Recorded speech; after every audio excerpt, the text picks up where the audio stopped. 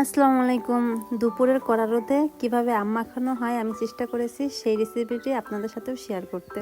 শহরে থেকেও আমার এই রেসিপিটি ফলো করে গ্রামের মতো করে আপনারাও খেতে পারেন। সবার প্রথমে আমগুলো ছিলে নিলাম। এবার আমগুলো ভালো করে পরিষ্কার করে ধুয়ে নিলাম। গ্রীষ্মকালটা আমার ভালো লাগে এই শুধুমাত্র কাঁচা আমের জন্য, কেননা এই সিজনটায় কাঁচা আম বেশি পাওয়া যায়। আজকে একটু ভিন্নভাবে আম ভর্তাটা বানাবো। সব আমগুলো ধুয়ে নিলাম। এখন আমি গ্রেড করে নিব, কারণ আমার কাছে আমগুলো একটু ঝুরি ঝুরি করলেই বেশি মজা লাগে। আপনারা যে কোনোভাবেই আমগুলো কেটে নিতে পারেন। এটা দিয়ে গ্রেড করলে আমগুলো বেশি কুচি কুচি হয়, খেতেও অনেক মজা লাগে। আমার আমগুলো কোরানো শেষ, এখন মাখাই নেব। মাখানোর জন্য নিলাম কাঁচামরিচ, লবণ, কাসুন। এখন আমি মরিচগুলো কুচি করে নেব। মরিচগুলো কুচি করা হয়ে গেছে। দিয়ে দিলাম স্বাদ মতো লবণ। লবণ দিয়ে কাঁচামরিচ ভালো করে মিহি করে নিলাম। আমার মাখানো শেষ। এখন আমি সেই কাঁচা আমগুলো এটার সাথে ভালো করে মিশিয়ে নেব।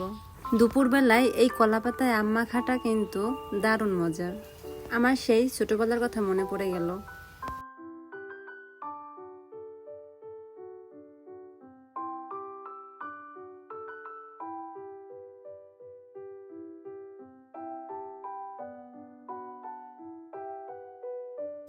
ভালো করে মিশিয়ে কাসুনগুলো দিয়ে দেব। মাখানো শেষে এত লোভনীয় হয় যে এটাকে সামনে রেখে অপেক্ষা করা যায় না। আমার এখানে আম মাখানোটা শেষ। আশা করি আমার এই রেসিপি আপনাদেরও ভালো লাগবে।